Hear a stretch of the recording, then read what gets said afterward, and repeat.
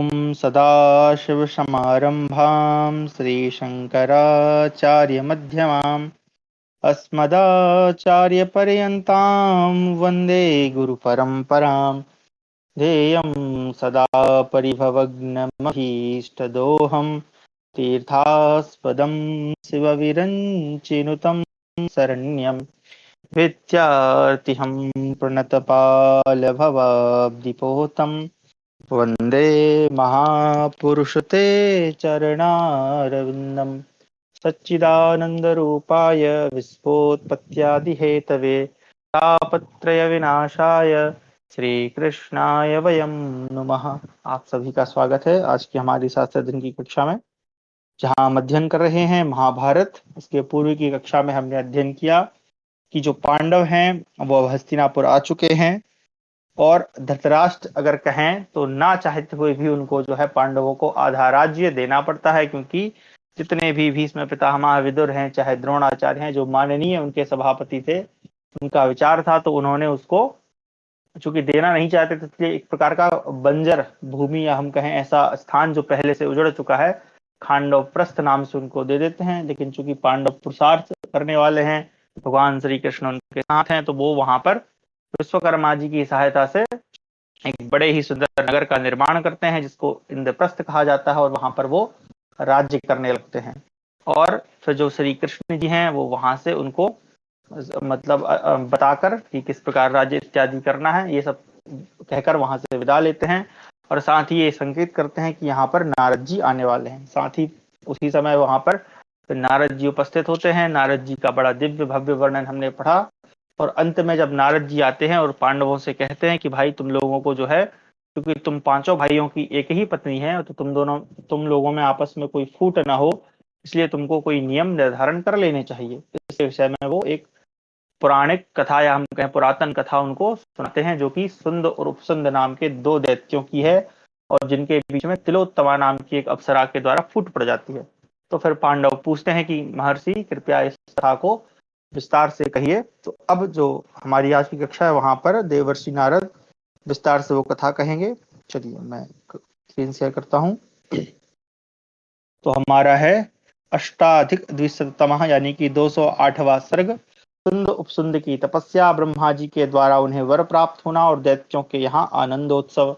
नारद उवाच शृणु मे विस्तरेणेमो इतिहासं पुरातनं भ्रातृभिः सहितः पार्थो यथावृत्तं युधिष्ठिरा महासुरस्यान्वाये हिरण्यकशिपो पुरः निकुम्भो नाम दैत्येन्द्रस् तेजस्वी बलवान् अभूत्।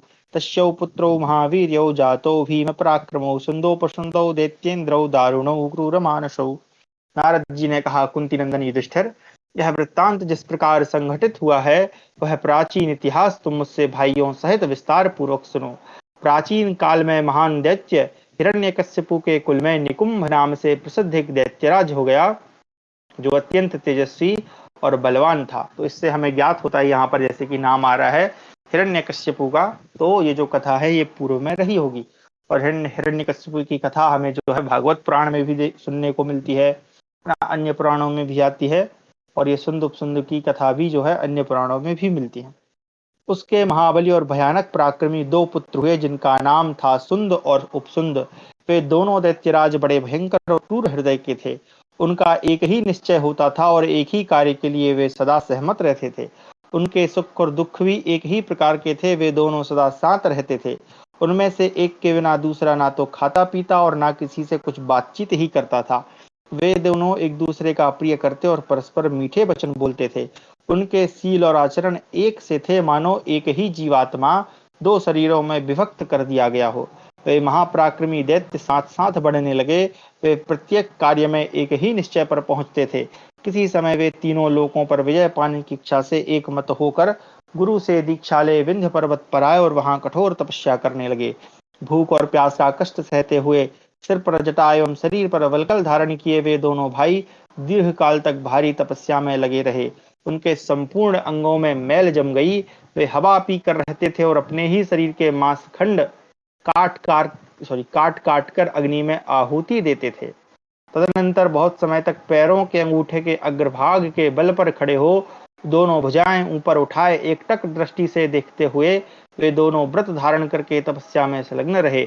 उन दैत्यों की तपस्या के प्रभाव से दीर्घ काल तक संतप्त होने के कारण विंध्य पर्वत धुआं छोड़ने लगा। यह एक अद्भुत सी बात हुई। उनकी उग्र तपस्या देखकर देवताओं को बड़ा भय हुआ। वे देवतागण उनके तप को भंग करने के लिए अनेक प्रकार के विघ्न डालने लगे।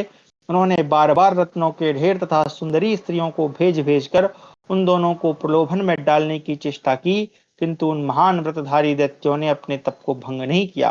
तत्पश्चात देवताओं ने महान आत्मबल से संपन्न उन दोनों दैत्यों के सामने पुनः माया का प्रयोग किया। उनकी माया निर्मित बहनें, माताएं, पत्नियां तथा अन्य आत्मीय जन वहां भागते हुए आए और उन्हें कोई शूलधारी राक्षस बार बार खदेड़ता तथा पृथ्वी पर पटक देता था।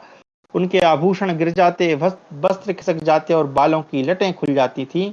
वे सभी आत्मीय जन सुंद उपसुंद को पुकार कर चीखते हुए कहते, बेटा मुझे बचाओ, भैया मेरी रक्षा करो।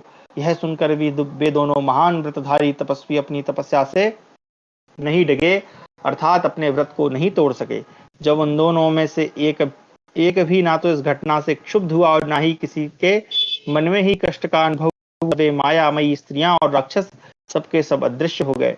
तब संपूर्ण लोकों के हितैषी पितामह साक्षात भगवान ब्रह्मा ने दोनों महादैत्यों के निकट आकर उन्हें इच्छानुसार वर मांगने को कहा। तदनंतर सुदृढ़ पराक्रमी दोनों भाई सुद और उपसुंद भगवान ब्रह्मा को उपस्थित देख हाथ जोड़कर खड़े हो गए और एक साथ भगवान ब्रह्मा से बोले, भगवान यदि आप हमारी तपस्या से प्रसन्न है तो हम दोनों संपूर्ण मायाओं के ज्ञाता, अस्त्र शस्त्रों के विद्वान, बलवान, इच्छानुसार रूप धारण करने वाले और अमर हो जाएं। ब्रह्मा जी ने कहा, अमरत्व के सिवा तुम्हारी मांगी हुई सभी वस्तुएं तुम्हें प्राप्त होंगी। तुम मृत्यु का कोई दूसरा ऐसा विधान मांग लो जो तुम्हें देवताओं के समान बनाए रख सके।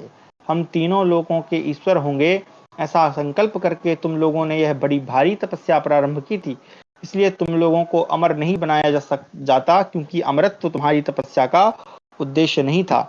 दैत्यपतियों, तुम दोनों ने त्रिलोकी पर विजय पाने के लिए ही इस तपस्या का आश्रय लिया था, इसलिए तुम्हारी अमरत्व विषय कामना की पूर्ति मैं नहीं कर रहा हूँ। सुंदर उपसुंद बोले, पितामह यह वर दीजिए कि हम दोनों में से एक दूसरे को छोड़कर तीनों लोकों में कोई भी चर या अचर भूत हैं, उनसे हमें मृत्यु का भय न हो। ब्रह्मा जी ने कहा, तुमने जैसी प्रार्थना की है, तुम्हारी वह मुंह मांगी वस्तु मैं तुम्हें अवश्य दूंगा।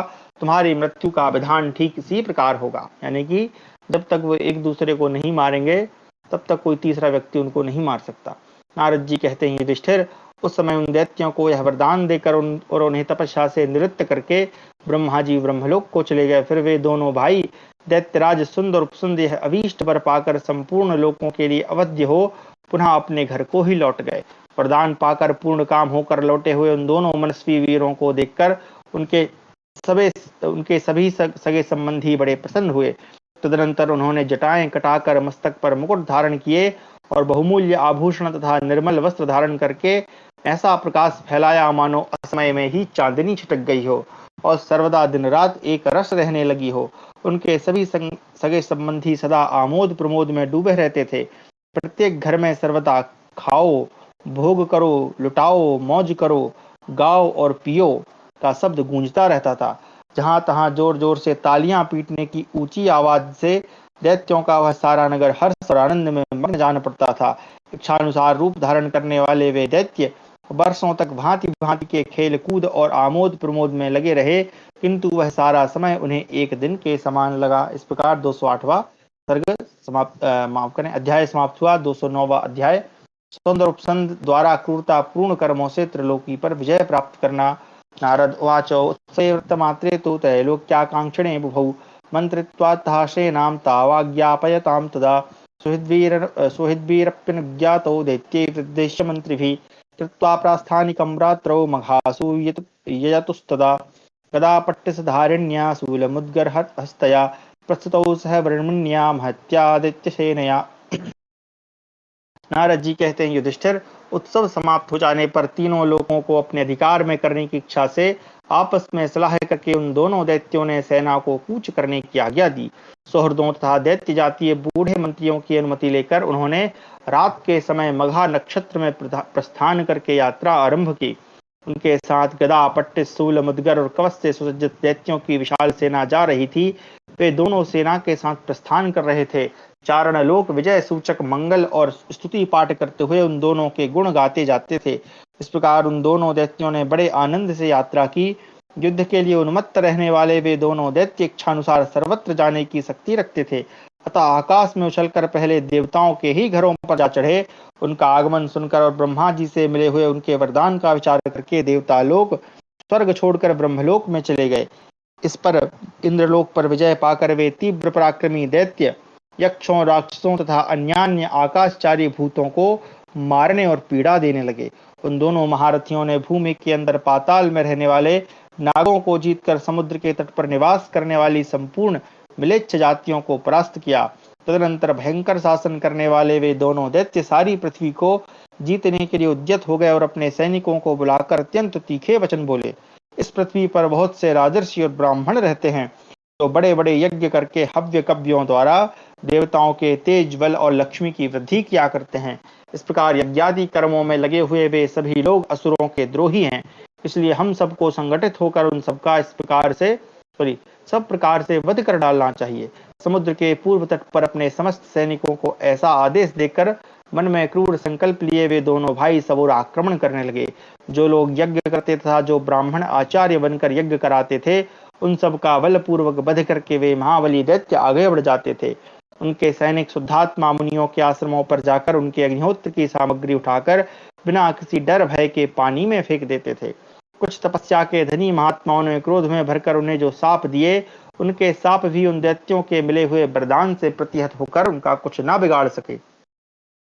पथ पर चलाए हुए बाणों की भांति जब साप उन्हें पीड़ित न कर सके, तब ब्राह्मण लोग अपने सारे नियम छोड़कर वहां से भागे। जैसे सांप गरुड़ से डरकर भाग जाते हैं, उसी प्रकार भूमंडल के जितेंद्रिय, शांति परायण एवं तपः सिद्ध महात्मा भी दोनों दैत्यों के भय से भाग जाते थे। सारे आश्रम मथ कर उजाड़ डाले गए, कलश और शुभ तोड़ फोड़ कर फेंक दिए गए। उस समय सारा जगत काल के द्वारा विनष्ट हुए की भांति सूना हो गया। राजन, तदनंतर जब गुफाओं में छिपे हुए ऋषि दिखाई न दिए, तब उन दोनों ने एक राय करके उनके वध की इच्छा से अपने स्वरूप को अनेक जीव जंतुओं के रूप में बदल लिया। कठिन से कठिन स्थान में छुपे हुए मुनि को भी वे मद बहाने वाले मत वाले हाथी का रूप धारण करके यमलोक पहुंचा देते थे।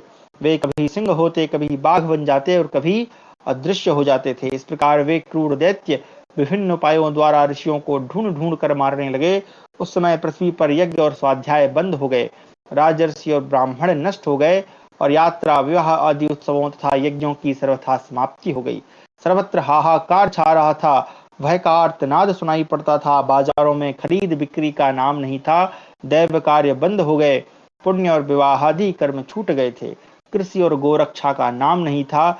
नगर और आश्रम उजड़कर खंडहर हो गए थे। चारों ओर हड्डियां और कंकाल भरे पड़े थे। इस प्रकार पृथ्वी की ओर देखना भी भयानक प्रतीत होता था। श्राद्ध कर्म लुप्त हो गया, वसटकार और मंगल का कहीं नाम नहीं रह गया। सारा जगत भयानक प्रतीत होता था। इसकी ओर देखना तक कठिन हो गया था। सुंदर उपसुंद का वह भयानक कर्म देखकर चंद्रमा, सूर्य ग्रह, नक्षत्र, तारे और देवता सभी अत्यंत खिन्न उठे। इस प्रकार वे दोनों दैत्य अपने क्रूर कर्म द्वारा संपूर्ण दिशाओं को जीतकर शत्रुओं से रहित हो कुरुक्षेत्र में निवास करने लगे। इस प्रकार 209वां अध्याय समाप्त हुआ। 210वां अध्याय तिलोत्तमा की उत्पत्ति, उसके रूप का आकर्षण तथा सुंदोप सुंद को मोहित करने के लिए उसका प्रस्थान। नारद उवाच ततो देवर्षयः सर्वे सिद्धाश्च परमहर्षया जगमुस्तदा परामार्तिं दृष्ट्वा तत्कदनं महत्ते विजग्मुजितक्रोधः तात्मानो जितेन्द्रिया पितामहस्य भवनं जगतः कृपया तदा ततो ददृशराशीनं सहदेवै पितामहं सिद्धे ब्रह्मर्षिश्चैव समन्तात् परिवारितम्। नारद जी कहते हैं, युधिष्ठिर, तदनंतर संपूर्ण देवर्षि और सिद्ध महर्षि वह महान हत्याकांड देखकर बहुत दुखी हुए। उन्होंने अपने मन, इंद्रिय समुदाय तथा क्रोध को जीत लिया था, फिर भी संपूर्ण जगत पर दया करके वे ब्रह्मा जी के धाम में गए। वहां पहुंचकर उन्होंने ब्रह्मा जी को देवताओं, सिद्धों और महर्षियों से सब ओर घिरे हुए बैठे देखा। वहां भगवान महादेव, वायु सहित अग्निदेव, चंद्रमा, सूर्य, इंद्र, ब्रह्मपुत्र, महर्षि वैखानस यानी वनवासी, वालिखिल्य, बानप्रस्थ, मरीचिप, अजन्मा, अविमूढ़ तथा तेजो गर्भ आदि नाना प्रकार के तपस्वी मुनि ब्रह्मा जी के पास आए थे। उन सभी महर्षियों ने निकट जाकर दीन भाव से ब्रह्मा जी से सुंद के सारे पूर्व कर्मों का वृत्तांत कह सुनाया। दैत्यों ने जिस प्रकार लूटपाट की, जैसे जैसे और जिस क्रम से लोगों की हत्याएं की, वह सब समाचार पूर्ण रूप से ब्रह्मा जी को बताया। तब संपूर्ण देवताओं और महर्षियों ने भी इस बात को लेकर ब्रह्मा जी को प्रेरणा की।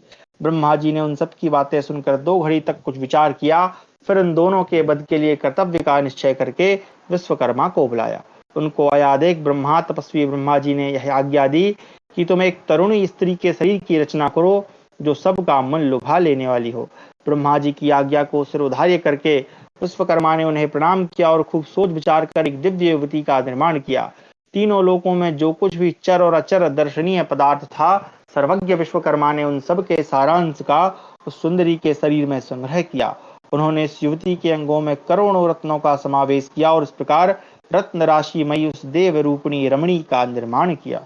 विश्वकर्मा द्वारा बड़े प्रयत्न से बनाई हुई वह दिव्य युवती अपने रूप सौंदर्य के कारण तीनों लोकों की स्त्रियों में अनुपम थी। उसके शरीर में कहीं भी तिल भर ऐसी जगह नहीं थी जहां की रूप संपत्ति को देखने के लिए लगी हुई दर्शकों की दृष्टि जम न जाती हो। वह मूर्तिमती काम रूपिणी लक्ष्मी की भांति समस्त प्राणियों के नेत्रों और मन को हर लेती थी। उत्तम रत्नों का तिल तिल भर अंश लेकर उसके अंगों का निर्माण हुआ था, इसलिए ब्रह्मा जी ने उसका नाम तिलोत्तमा रख दिया। तदनंतर तिलोत्तमा ब्रह्मा जी को नमस्कार करके हाथ जोड़कर बोली, प्रजापते, मुझ पर किस कार्य का भार रखा गया है जिसके लिए आज मेरे शरीर का निर्माण किया गया है। पितामह ने कहा, भद्रे तिलोत्तमे, तू सुंदर उपसुंद नामक असुरों के पास जा और अपने अत्यंत कमनीय रूप के द्वारा उनको लुभा। तुझे देखते ही तेरे लिए तेरी रूप संपत्ति के लिए उन दोनों दैत्यों में परस्पर विरोध हो जाए, ऐसा प्रयत्न कर। नारद जी कहते हैं, युधिष्ठिर, तब तिलोत्तमा ने वैसा ही करने की प्रतिज्ञा करके ब्रह्मा जी के चरणों में प्रणाम किया और वह देव मंडली की परिक्रमा करने लगी। ब्रह्मा जी के दक्षिण भाग में भगवान महेश्वर पूर्वाभिमुख होकर बैठे थे। उत्तर भाग में देवता लोक तथा ऋषि मुनि ब्रह्मा जी के चारों ओर बैठे थे। वहां तिलोत्तमा ने जब देव मंडली की प्रदक्षिणा आरंभ की, तब इंद्र और भगवान शंकर दोनों धैर्य पूर्वक अपने स्थान पर ही बैठे रहे। जब वह दक्षिण पार्श्व की ओर गई, तब उसे देखने की इच्छा से भगवान शंकर के दक्षिण भाग में एक और मुख प्रकट हो गया, जो कमल सदृश नेत्रों से शोभित था। जब वह पीछे की ओर गई, तब उनका पश्चिम मुख प्रकट हुआ और उत्तर पार्श्व की ओर उसके जाने पर भगवान शिव के उत्तरवर्ती मुख का प्राकट्य हुआ। इसी प्रकार इंद्र के भी आगे पीछे और पार्श्व में सब ओर लाल कोने वाले सहस्त्रों विशाल नेत्र प्रकट हो गए। इस प्रकार पूर्व काल में अविनाशी भगवान महादेव जी के 4 मुख प्रकट हुए और बलहंता इंद्र के 1000 नेत्र हुए। दूसरे दूसरे देवता और महर्षियों के भी मुख जिस ओर तिलोत्तमा जाती उसी ओर घूम जाते थे। उस समय देवादिदेव ब्रह्मा जी को छोड़कर से सभी महानुभावों की दृष्टि तिलोत्तमा के शरीर पर बार बार पड़ने लगी।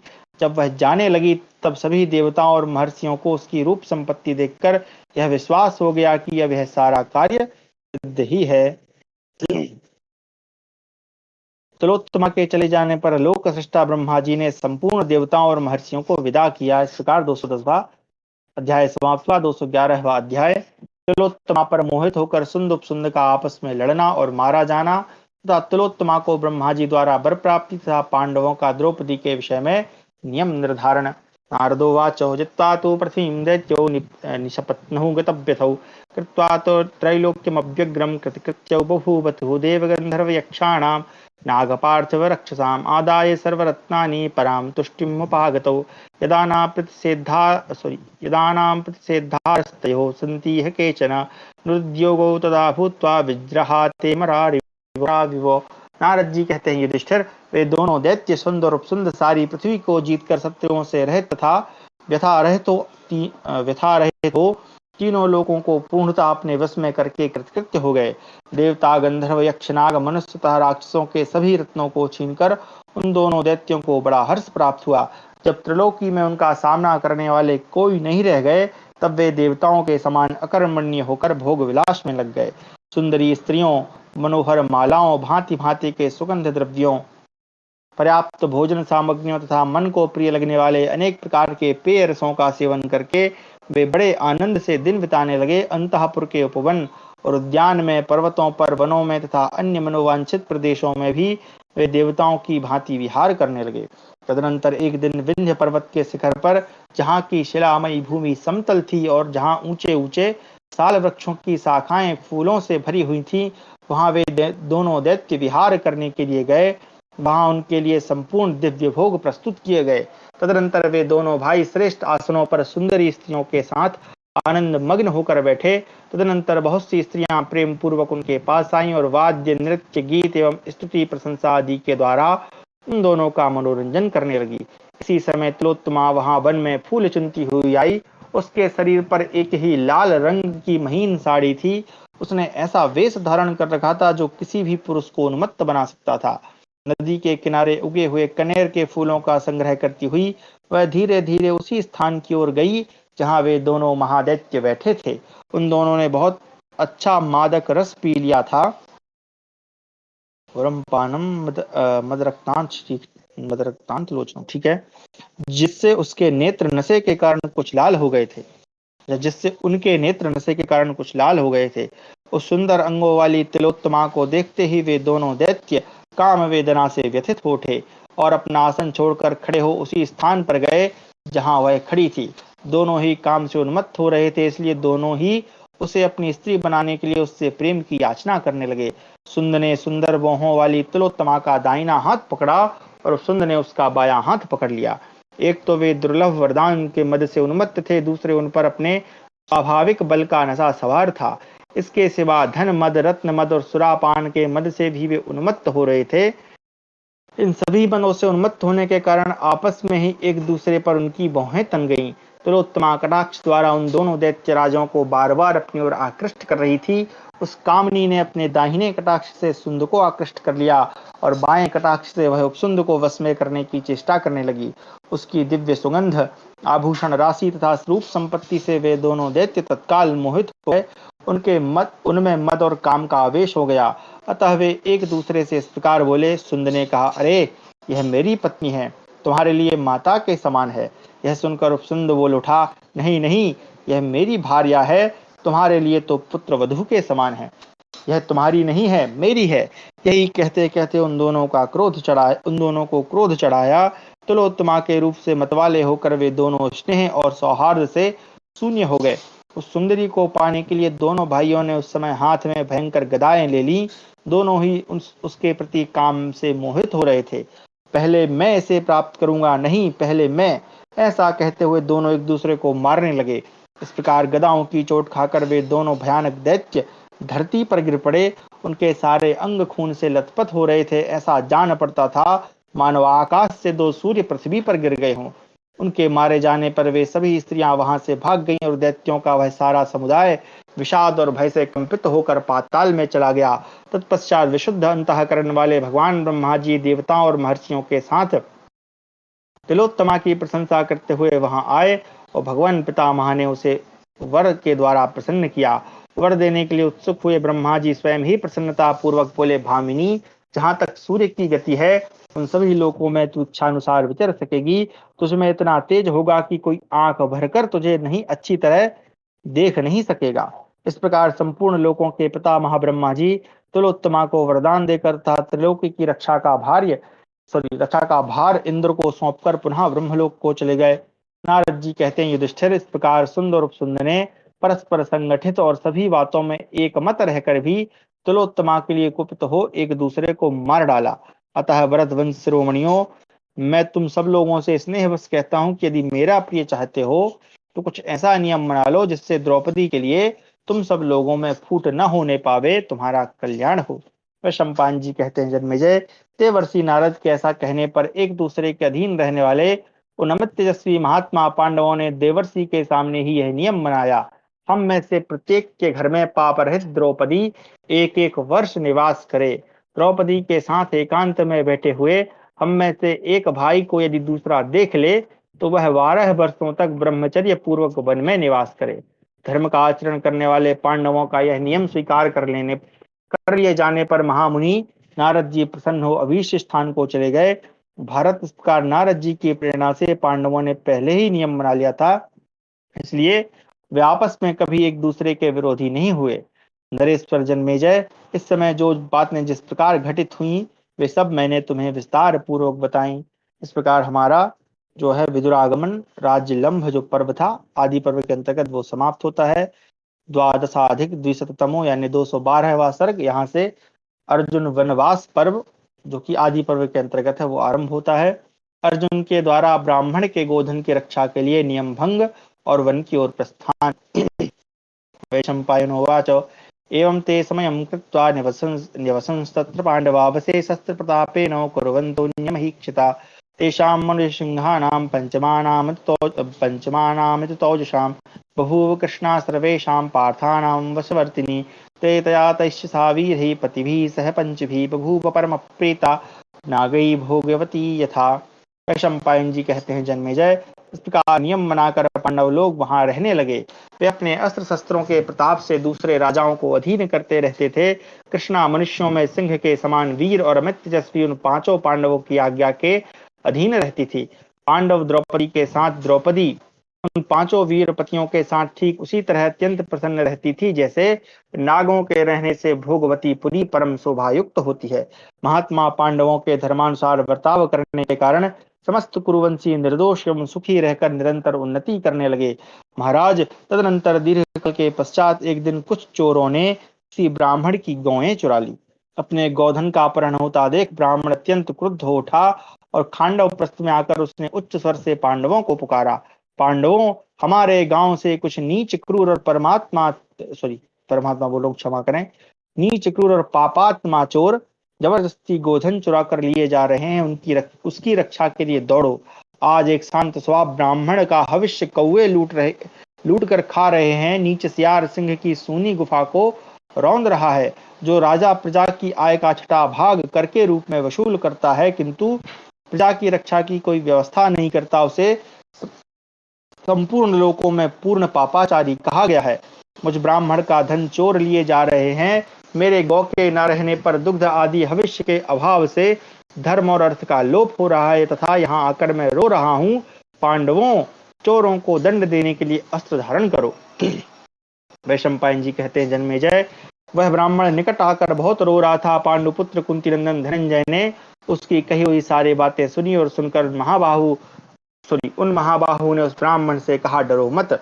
महात्मा पांडवों के अस्त्र शस्त्र जहां रखे थे वहीं धर्मराज युधिष्ठिर कृष्णा के साथ एकांत में बैठे थे। अतः पांडुपुत्र अर्जुन ना तो घर के भीतर प्रवेश कर सकते थे और ना खाली हाथ चोरों का ही पीछा कर सकते थे। इधर उस आर्त ब्राह्मण की बातें उन्हें बार बार शस्त्र ले आने को प्रेरित कर रही थी। जब वह अधिक रोने चिल्लाने लगा तब अर्जुन ने दुखी होकर सोचा, इस तपस्वी ब्राह्मण के गोधन का अपहरण हो रहा है, अतः ऐसे समय में इसके आंसू पोंछना मेरा कर्तव्य है।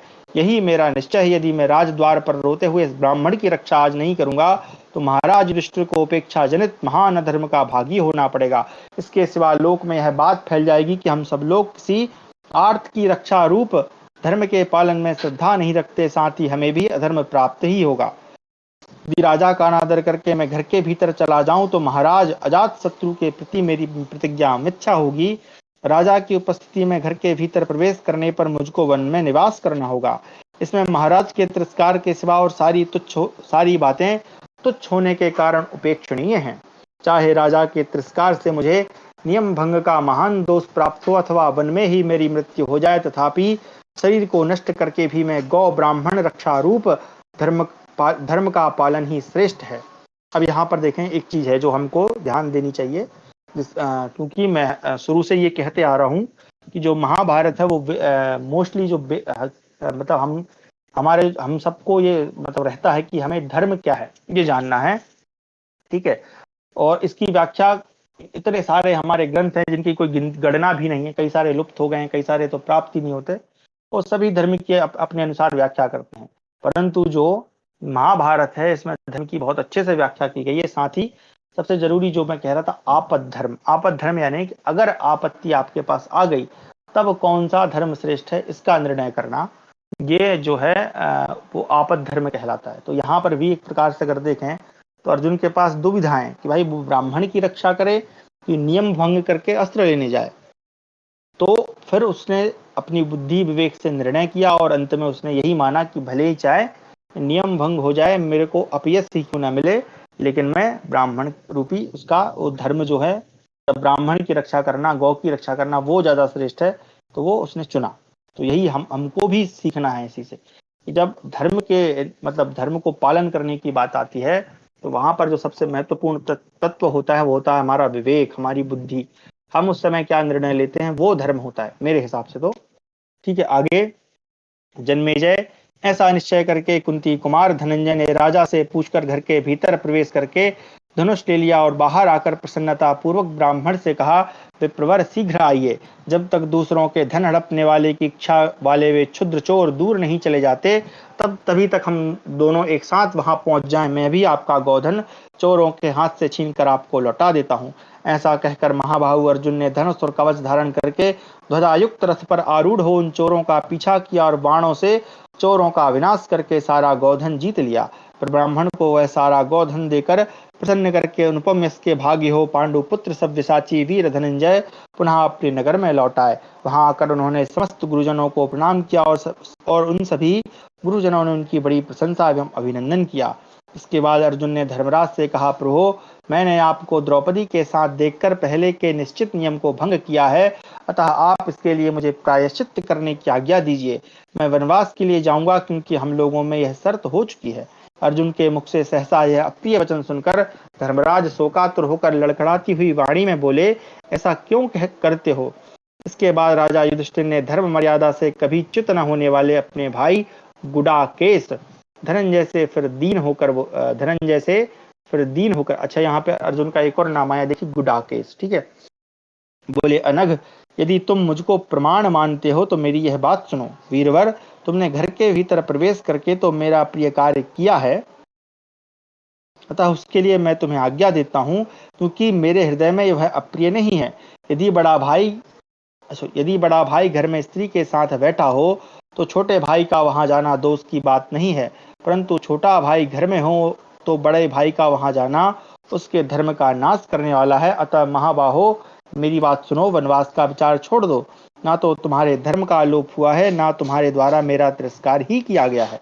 अर्जुन बोले, प्रभु मैंने आपके ही मुख से सुना है कि धर्माचरण में कभी बहानेबाजी नहीं करनी चाहिए, ना व्याजेन चरित धर्मम, ठीक है। हाँ, अतः मैं सत्य की शपथ खाकर और सत्य छूकर कहता हूँ कि सत्य से विचलित नहीं होऊंगा। यशोवर्धन, मुझे आप वनवास के लिए आज्ञा दे, मेरा यह निश्चय है कि मैं आपकी आज्ञा के बिना कोई कार्य नहीं करूंगा।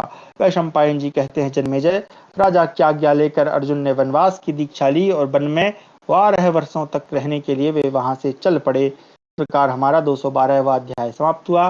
213वां अध्याय अर्जुन का गंगा के द्वार में ठहरना और वहां उनका उलूपी के साथ मिलन। वैशंपायनोवाच तं प्रयातं महाबाहुं कौरवाणां यशस्करम् अर्जुन अनुजग्मु महात्मानो ब्रह्मणा वेदपारगा वेद वेदांग विद्वांस तथैवाध्यात्मचिन्तका भैक्षाश्च भगवद्भक्ता सूता पौराणिकाश्च ये कथकाश्च परे राजन् श्रमणाश्च वनौकसा दिव्याख्यानानि ये चापि पठन्ति मधुरम द्विजाः।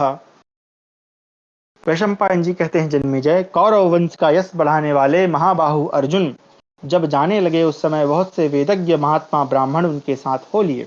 वेद वेदांगों के विद्वान, आध्यात्म चिंतन करने वाले भिक्षाजीवी, ब्रह्मचारी, भगवत भक्त, पुराणों के ज्ञाता सूत, अन्य कथावाचक, सन्यासी, वानप्रस्थ तथा जो ब्राह्मण मधुर स्वर से दिव्य कथाओं का पाठ करते थे, वे सब अर्जुन के साथ गए।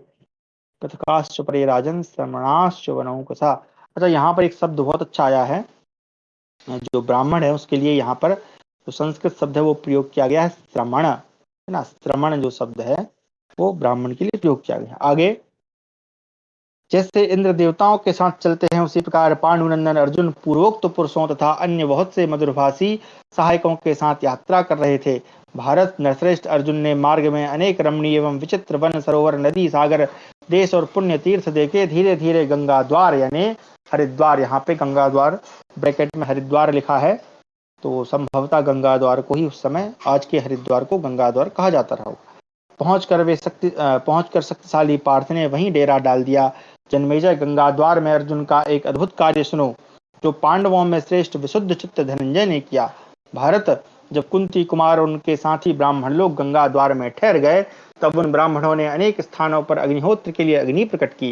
गंगा के तट पर जब अलग अलग अग्नियां प्रज्वलित हो गईं और सन्मार्ग में स्थित एवं मन इंद्रियों को वश में रखने वाले विद्वान ब्राह्मण लोग स्नान करके फूलों के उपहार चढ़ाकर जब पूर्वोक्त अग्नियों में आहुति दे चुके, तब उन महात्माओं के द्वारा उस गंगा द्वार नामक तीर्थ की शोभा बहुत बढ़ गई। इस प्रकार विद्वान एवं महात्मा ब्राह्मणों से जब उनका आश्रम भरा पूरा हो गया, उस समय कुंती नंदन अर्जुन स्नान के लिए गंगा में उतरे। राजन, वहां स्नान करके पितरों का तर्पण करने के पश्चात अग्निहोत्र करने के लिए वे जल से निकलना ही चाहते थे कि नागराज की पुत्री उल्लूपी ने उनके प्रति आसक्त हो पानी के भीतर से ही महाबाहु अर्जुन को खींच लिया। नागराज कौरव्य के परम सुंदर भवन में पहुंचकर पांडुनंदन अर्जुन ने एकाग्रचित्त होकर देखा तो वहां अग्नि प्रज्वलित हो रही थी। उस समय कुंती पुत्र धनंजय ने निर्भीक होकर उसी अग्नि में अपना अग्निहोत्र कार्य संपन्न किया। इससे अग्निदेव बहुत संतुष्ट हुए। अग्निहोत्र का कार्य कर लेने के पश्चात अर्जुन ने नागराज कन्या से हंसते हुए बात कही, भीरू, तुमने ऐसा साहस क्यों किया? भामिनी, भाविनी लिखा, ठीक है, भाविनी, यह कौन सा देश है? सुभगे, तुम कौन हो? किसकी पुत्री हो? उलूपी ने कहा, राजन, ऐरावत नाग के कुल में कौरव्य नामक नाग उत्पन्न हुए हैं। मैं उन्हीं की पुत्री नागिन हूँ। मेरा नाम उलूपी है।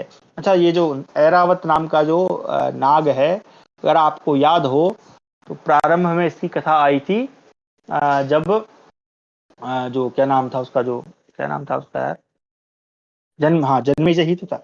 जन्मेजय जब नाग यज्ञ करता है तो ऐरावत ही याद दिलाता है राजा वासुकी को कि भाई जरत्कारु नाम के एक जो मुनि है उनकी कथा वो याद दिलाता है। अगर आपको याद हो तो मुझे ऐरावत का ही ध्यान आ रहा है, वो ऐरावत ही शायद था जो याद दिलाता है, या कोई और था, भगवान जाने। नरश्रेष्ठ, जब आप स्नान करने के लिए समुद्र गामिनी नदी गंगा में उतरे थे, उस समय आपको देखते ही मैं काम वेदना से मूर्छित हो गई थी।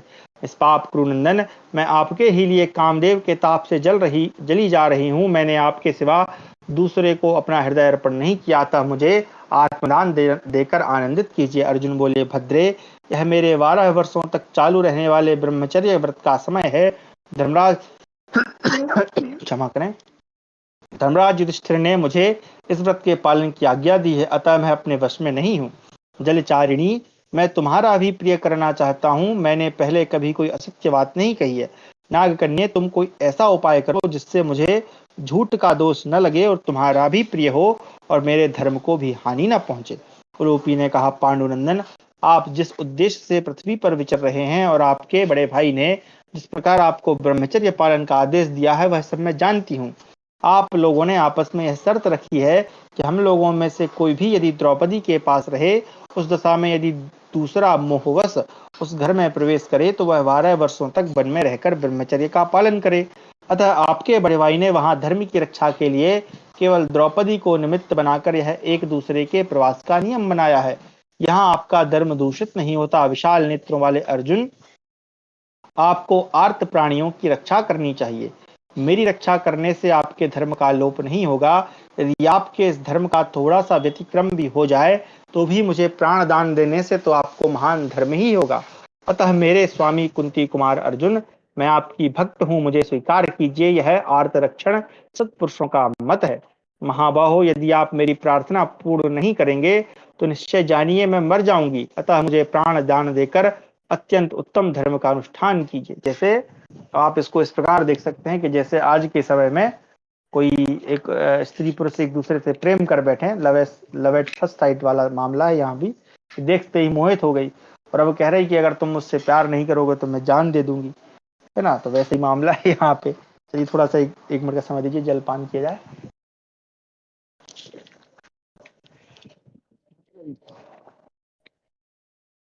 पुरुषोत्तम, आज मैं आपकी शरण में आई हूँ कुंती कुमार। आप प्रतिदिन न जाने कितने दीनों और अनाथों की रक्षा करते हैं। मैं भी यही आशा लेकर शरण में आई हूँ और बार बार दुखी होकर रोती गिड़गिड़ाती हूँ। मैं आपके प्रति अनुरक्त हूँ और आपसे समागम की याचना करती हूँ। अतः मेरा प्रिय मनोरथ पूर्ण कीजिए। मुझे आत्मदान देकर मेरी कामना सफल कीजिए। वैशंपायन जी कहते हैं, जन्मेजय, नागराज की कन्या उलूपी के ऐसा कहने पर कुंती कुमार अर्जुन ने धर्म को ही सामने रखकर वह सब कार्य पूर्ण किया। प्रतापी अर्जुन ने नागराज के घर में ही वह रात्रि व्यतीत की। फिर सूर्योदय होने पर वे कौरव्य के भवन से ऊपर को उठे। उलूपी के साथ अर्जुन फिर गंगा द्वार में आ पहुंचे। साध्वी उलूपी उन्हें वहां छोड़कर पुनः अपने घर को लौट गई। भारत, जाते समय उसने अर्जुन को यह वर दिया कि आप जल में सर्वत्र अजेय होंगे और सभी जलचर आपके बस में रहेंगे, इसमें संशय नहीं। इस प्रकार अर्जुन ने उलूपी के गर्भ से अत्यंत मनोहर तथा महान बल पराक्रम से संपन्न इरावान नामक महा उत्पन्न किया। महा का अर्थ क्या पता क्या लिया इन्होंने, चलो। तो इरावान नाम का एक महा उत्पन्न किया। अब महा कौन है भगवान जाने, इसको याद रखिएगा नाम इरावान। तो आगे कहीं आएगा तो हम इसको ध्यान रखेंगे। आगे चतुर्दशाधिक द्विशतमो यानी कि 214वां अध्याय। अर्जुन का पूर्व दिशा के तीर्थों में भ्रमण करते हुए मणिपुर में जाकर चित्रांगदा का पाणी ग्रहण करके उसके गर्भ से एक पुत्र उत्पन्न करना। वैशंपायनोवाच कथित्वा च तत्सर्वं ब्राह्मणेभ्यः स भारत प्रयो हिमवत्पार्श्वं ततो वज्रधरात्मजा अगस्त्यवटमासाद्य वसिष्ठस्य सपर्वतम् भृगुतुंगे च कौन्तेया कृतवान् शमात्मना प्रदौगौ सहस्राणि बहूनि च भारत निवेशांश जातिभ्या सोददत् कुरुसत्तमः। वैशंपायन जी कहते हैं, जन्मेजय, रात की वह सारी घटना ब्राह्मणों से कहकर इंद्रपुत्र अर्जुन हिमालय के पास चले गए। अगस्त्य वट, वशिष्ठ पर्वत तथा भृगुतुंग पर जाकर उन्होंने शौच स्नान आदि किए। भारत कुरुश्रेष्ठ अर्जुन ने उन तीर्थों में ब्राह्मणों को कई हजार गौएं दान की और द्विजातियों के रहने के लिए घर एवं आश्रम बनवा दिए। हिरण्य बिंदु तीर्थ में स्नान करके पांडव श्रेष्ठ पुरुषोत्तम अर्जुन ने अनेक पवित्र स्थानों का दर्शन किया। जन्मेजय, तत्पश्चात हिमालय से नीचे उतरकर भरत कुलभूषण नरश्रेष्ठ अर्जुन पूर्व दिशा की ओर चल दिए। हिमालय से नीचे उतरे और पूर्व दिशा की ओर चले गए। भारत, फिर उस यात्रा में कुरुश्रेष्ठ धनंजय ने क्रमशः अनेक तीर्थों का तथा नैमिषारण्य तीर्थ में बहने वाली रमणीय उत्पलिनी नदी, नंदा, परनंदा, यशस्विनी, कौशिकी यानी कोसी, महानदी, गया तीर्थ और गंगा जी का भी दर्शन किया। इस प्रकार उन्होंने सब तीर्थों और आश्रमों को देखते हुए स्नान आदि से अपने को पवित्र करके ब्राह्मणों के लिए बहुत सी गौएं दान की। तदनंतर अंग, वंग और कलिंग देशों में जाकर कोई भी जो पवित्र तीर्थ और मंदिर थे उन सब में वे गए और उन तीर्थों का दर्शन करके उन्होंने विधि पूर्वक वहां धनदान किया। कलिंग राष्ट्र के द्वार पर पहुंचकर अर्जुन के साथ चलने वाले ब्राह्मण उनकी अनुमति लेकर वहां से लौट गए। एक सेकंड का टाइम दीजिए, चलो ठीक है। परंतु कुंती पुत्र सूरवीर धनंजय उन ब्राह्मणों की आज्ञा ले थोड़े से सहायकों के साथ उस स्थान की ओर गए जहां समुद्र लहराता था। तो ये कलिंग मतलब आज के समय में हम कहें जो हमारा उड़ीसा राज्य है, उड़ीसा जो जिसको हम कहते हैं, जहाँ पर जगन्नाथपुरी है, तो उसके पास ही समुद्र भी है। तो वहां पर गए। कलिंग देश को लांघकर शक्तिशाली अर्जुन अनेक देशों, मंदिरों तथा रमणीय अट्टालिकाओं का दर्शन करते हुए आगे बढ़े। इस प्रकार वे तपस्वी मुनियों से शोभित महेंद्र पर्वत का दर्शन कर समुद्र के किनारे किनारे यात्रा करते हुए धीरे धीरे मणिपुर पहुंच गए। वहां के संपूर्ण तीर्थों और पवित्र मंदिरों में जाने के बाद महाबाहु अर्जुन मणिपुर नरेश के पास गए। मणिपुर शायद आज का ही मणिपुर हो सकता है। उड़ीसा से ऐसे जा सकते हैं क्या वहां पे? देखिएगा गूगल मैप पे शायद दिख जाए। राजन, क्योंकि यहाँ पे मणिपुर लिखा है और आज के समय में उसको मणिपुर कहते हैं। राजन, मणिपुर के स्वामी धर्मज्ञ चित्रवाहन थे। उनके चित्रांगदा नाम वाली एक परम सुंदरी कन्या थी। उस नगर में विचरण करती हुई उस सुंदर अंगों वाली चित्रवाहन कुमारी को अकस्मात देखकर अर्जुन के मन में उसे प्राप्त करने की अभिलाषा हुई। लो भैया। अतः राजा से मिलकर उन्होंने अपना अभिप्राय इस प्रकार बताया, महाराज, मुझ महामनस्वी क्षत्रिय को आप अपनी है पुत्री प्रदान कर दीजिए। यह सुनकर राजा ने पूछा, आप किनके पुत्र हैं और आपका नाम क्या है? अर्जुन ने उत्तर दिया, मैं महाराज पांडु तथा कुंती देवी का पुत्र हूँ। लोग मुझे धनंजय कहते हैं। तब राजा ने उन्हें सांत्वना देते हुए कहा, इस कुल में पहले प्रभंजन नाम से प्रसिद्ध एक राजा हो गए हैं। उनके कोई पुत्र नहीं था, अतः उन्होंने पुत्र की इच्छा से उत्तम तपस्या प्रारंभ की। पार्थ, उन्होंने उस उग्र तपस्या से पिनाकधारी देवादिदेव महेश्वर को संतुष्ट कर लिया। तब देव देवेश्वर भगवान उमापति उन्हें वरदान देते हुए बोले, तुम्हारे कुल में एक एक संतान होती जाएगी। इस कारण हमारे इस कुल में सदा से एक एक संतान ही होती चली आ रही है। मेरे अन्य सभी पूर्वजों के तो पुत्र होते आए हैं, परंतु मेरे यह कन्या ही हुई है। यही इस कुल की परंपरा को चलाने वाली है। अतः भरत श्रेष्ठ, इसके प्रति मेरी यही भावना रहती है कि यह मेरा पुत्र है। यद्यपि यह पुत्री है तो भी हेतु विधि से, अर्थात जो इससे जो प्रथम पुत्र होगा वह मेरा ही पुत्र माना जाएगा। इस हेतु से मैंने इसे पुत्र की संज्ञा दे रखी है। भरतश्रेष्ठ, तुम्हारे द्वारा इसके गर्भ से जो एक पुत्र उत्पन्न हो वह यहीं रहकर इस कुल परंपरा का प्रवर्तक हो। यानी कि तो आप देखें कि जब अगर मान लो पुत्र नहीं है तो माता के कुल से भी जो है वो माता के उससे जो है कुल चलता रहता था। ठीक है, आगे इस कन्या के विवाह का यही शुल्क आपको देना होगा। पांडुनंदन, इसी शर्त के अनुसार आप इसे ग्रहण करें। तथास्तु कहकर अर्जुन ने वैसा ही करने की प्रतिज्ञा की और उस कन्या का पाणी ग्रहण करके एक मिनट जरा मैं देख लूं। सातहेति प्रतिज्ञाय ताम कन्याम प्रतिगृह्य च उवास नगरे तस्मिन् तृष्टा कुंती सुता समाह। पाणी ग्रहण करके उन्होंने 3 वर्षों तक उसके साथ उस नगर में निवास किया। उसके गर्भ से पुत्र उत्पन्न हो जाने पर उस सुंदरी को हृदय से लगाकर अर्जुन ने विदा ली तथा राजा चित्रवाहन से पूछकर वे पुनः तीर्थों में भ्रमण करने के लिए चल दिए। भाई यहाँ भी उन्होंने लगभग 2 शादियां कर ली हैं। आगे पंचदशाधिक यानी 215वां अध्याय। अर्जुन के द्वारा वर्गा अप्सरा का ग्राह योनि से उद्धार था। वर्गा की आत्मकथा का आरंभ। वैशंपायनोवाच तथा समुद्रे तीर्थानि दक्षिणे भरतर्षभा अभ्यगच्छत्सु पुण्यानि शोभितानि तपस्विभिः वज्रयन्ति स्म तीर्थानि तत्र पंचस्म तापसा अवकीर्णानि यान्याशन् पुरस्तात् तु तपस्विभिः अगस्त्यतीर्थं सौभद्रं पौलोमं च सुपावनं कारंधमं प्रसन्नं च हैमेदफलं च तत्। वैशंपायन जी कहते हैं, भरतश्रेष्ठ, तदनंतर अर्जुन दक्षिण समुद्र के तट पर तपस्वी जनों से शोभित परम पुण्यमय तीर्थों पर गए। वहां उन दिनों तपस्वी लोग 5 तीर्थों को छोड़ देते थे। ये वे ही तीर्थ थे जहां पूर्व काल में बहुतेरे तपस्वी महात्मा भरे रहते थे। उनके नाम इस प्रकार हैं। कौन कौन से? अगस्त्य तीर्थ, सौभद्र तीर्थ, परम पावन पौलोम तीर्थ, अश्वमेध यज्ञ का फल देने वाला स्वच्छ कारंधम तीर्थ तथा पापनाशक महान भारद्वाज तीर्थ है। कुरुश्रेष्ठ अर्जुन ने इन 5 तीर्थों का दर्शन किया। पांडुपुत्र अर्जुन ने देखा ये सभी तीर्थ बड़े एकांत में हैं, तो भी एकमात्र धर्म में बुद्धि को लगाए रखने वाले मुनि भी उन तीर्थों को दूर से ही छोड़ दे रहे हैं। तब कुरुनंदन धनंजय ने उन दोनों हाथ जोड़कर तपस्वी मुनियों से पूछा, वेद वक्ता ऋषिगण इन तीर्थों का परित्याग इसलिए कर रहे हैं? तपस्वी बोले, कुरुनंदन, उन तीर्थों में 5 ग्राह रहते हैं जो नहाने वाले तपोधन ऋषियों को जल के भीतर खींच ले जाते हैं, इसलिए ये तीर्थ मुनियों द्वारा त्याग दिए गए हैं। मुझे लग रहा है तीर्थ यानी कि कोई नदी नदी का किनारा या समुद्र का ऐसा कोई तट होगा या कोई स्थान विशेष होगा, क्योंकि चूंकि ग्राह रह रहे हैं यानी कि मगरमच्छ या मगरमच्छ जैसा ही कोई जीव है, तो मुझे लग रहा है समुद्र का ही कोई किनारा रहता होगा। वैशंपायन जी कहते हैं, उनकी बातें सुनकर कुरुश्रेष्ठ महाबाहु अर्जुन उन तपोधनों के मना करने पर भी उन तीर्थों का दर्शन करने के लिए गए। तदनंतर तप सूरवीर अर्जुन महर्षि सुभद्र के उत्तम सौभद्र तीर्थ में सहरसा उतरकर स्नान करने लगे। इतने में ही जल के भीतर विचरने वाले एक महान ग्राह ने नरश्रेष्ठ कुंती कुमार धनंजय का एक पैर पकड़ लिया, परंतु बलवानों में श्रेष्ठ महाबाहु कुंती कुमार बहुत उछल कूद मचाते हुए उस जलचर जीव को लिए दिए पानी से बाहर निकल आए। यशस्वी अर्जुन द्वारा पानी के ऊपर खिंच आने पर वह ग्राह समस्त आभूषणों से विभूषित एक परम सुंदर नारी के रूप में परिणत हो गया। राजन, वह दिव्य रूपणी मनोरमा रमणी अपनी अद्भुत कांति से प्रकाशित हो रही थी।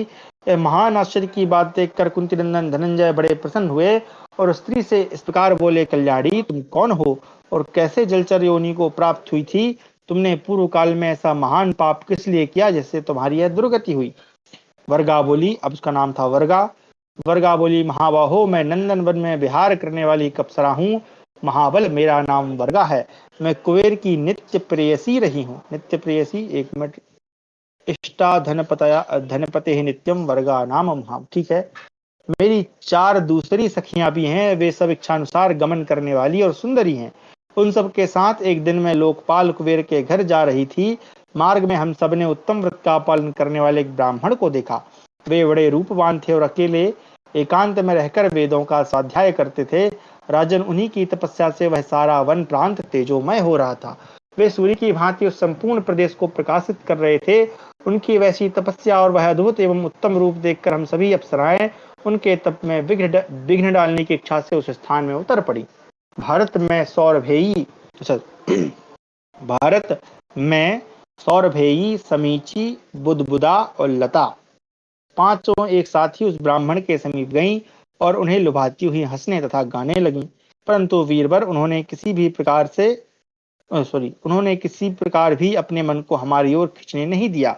वे महातेजस्वी ब्राह्मण निर्मल तपस्या में संलग्न थे, वे उससे तनिक भी विचलित नहीं हुए। क्षत्रिय शिरोमणि, तुम्हारी हमारी उद्दंडता से कुपित होकर उन ब्राह्मण ने हमें शाप दे दिया, तुम लोग 100 वर्षों तक जल में ग्राह बनकर रहोगी। इस प्रकार 215वां अध्याय समाप्त हुआ। 216वां अध्याय वर्गा की प्रार्थना से अर्जुन का शेष चारों अप्सराओं को भी शाप मुक्त करके मणिपुर जाना और चित्रांगदा से मिलकर गोकर्ण तीर्थ को प्रस्थान करना। वर्गोवाचो तो वयम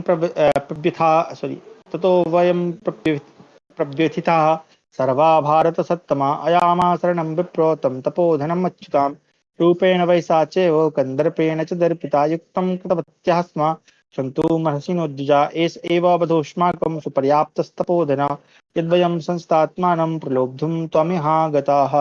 बरगावली भरत वंश के महापुरुष उन ब्राह्मण का शाप सुनकर हमें बड़ा दुख हुआ।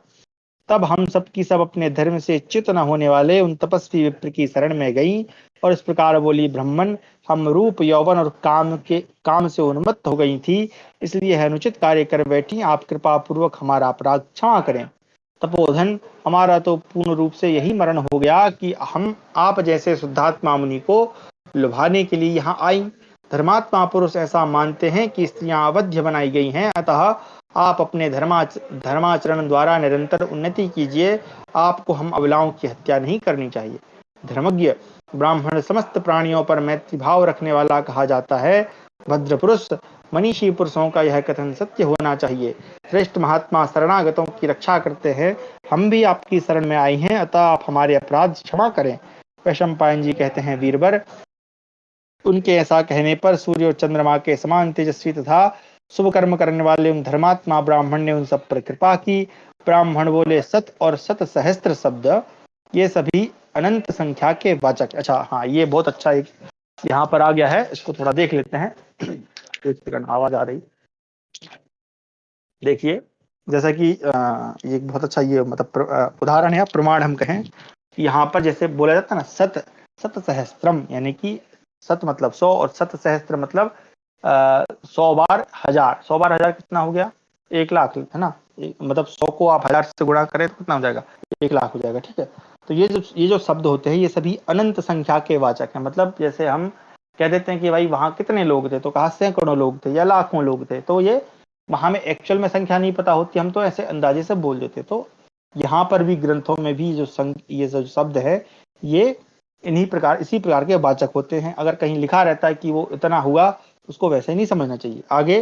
परंतु यहाँ जो मैंने सतम समाह, यानी तुम लोगों को 100 वर्षों तक ग्रह होने के लिए कहा है, उसमें 7 वर्ष 100 वर्ष के परिमाण का ही वाचक है, अनंत काल का वाचक नहीं है। मतलब ये वो स्पष्ट कर दिया उन्होंने। जब जल में ग्राह बनकर तुम लोगों को पकड़ने जब जल में ग्राह बनकर लोगों को पकड़ने वाली तुम सब अप्सराओं को कोई श्रेष्ठ पुरुष जल से बाहर स्थल पर खींच लाएगा, उस समय तुम सब लोग अपना दिव्य रूप प्राप्त कर लोगी। मैंने पहले कभी भी हंसी में भी झूठ नहीं कहा है। तुम लोगों का उद्धार हो जाने के बाद वे सभी तीर्थ इस जगत में नारी तीर्थ के नाम से विख्यात होंगे और मनीषी पुरुषों को भी पवित्र करने वाले पुण्य तीर्थ बन जाएंगे। वर्गा कहती है, भारत, तदनंतर उन ब्राह्मण को प्रणाम और उनकी प्रदक्षिणा करके अत्यंत दुखी हो हम सब उस स्थान से अन्यत्र चली आई और इस चिंता में पड़ गई कि वहां जाकर हम सब लोग रहें, जिससे थोड़े ही समय में हमें वह मनुष्य मिल जाए जो हमें पुनः हमारे पूर्व स्वरूप की प्राप्ति कराएगा। भरत श्रेष्ठ, हम लोग 2 घड़ी से इस प्रकार सोच विचार कर ही रही थी कि हमको महाभाग देवर्षि नारद जी का दर्शन प्राप्त हुआ। कुंती नंदन, उन अमित तेजस्वी देवर्षि को देखकर हमें बड़ा हर्ष हुआ और उन्हें प्रणाम करके हम लज्जावश सिर झुकाकर वहां खड़ी हो गईं। फिर उन्होंने हमारे दुख का कारण पूछा और हमने उनसे सब कुछ बता दिया। सारा हाल सुनकर वे इस प्रकार बोले, दक्षिण समुद्र के तट के समीप 5 तीर्थ हैं जो परम पुण्यजनक तथा अत्यंत रमणीय हैं। तुम सब उन्हीं में चली जाओ, देर न करो। वहां पुरुषों में श्रेष्ठ शुद्धात्मा पांडु कुमार धनंजय शीघ्र ही पहुंचकर तुम्हें इस दुख से छुड़ाएंगे, इसमें संशय नहीं है। वीर अर्जुन, नारद जी का यह वचन सुनकर हम सब सखियां यहीं चली आईं। अनघ सचमुच ही आपने मुझे उस साप से मुक्त कर दिया। मेरी 4 सखियां और हैं जो अभी जल में ही पड़ी हैं। वीरवर, आप यह पुण्य कर्म कीजिए, इन सबको साप से छुड़ा दीजिए। वैशंपायन जी कहते हैं, जन्मेजय, तब उदार हृदय पराक्रमी पांडव श्रेष्ठ अर्जुन ने उन सभी अप्सराओं को उस साप से मुक्त कर दिया। राजन उस जल से ऊपर निकालकर फिर अपना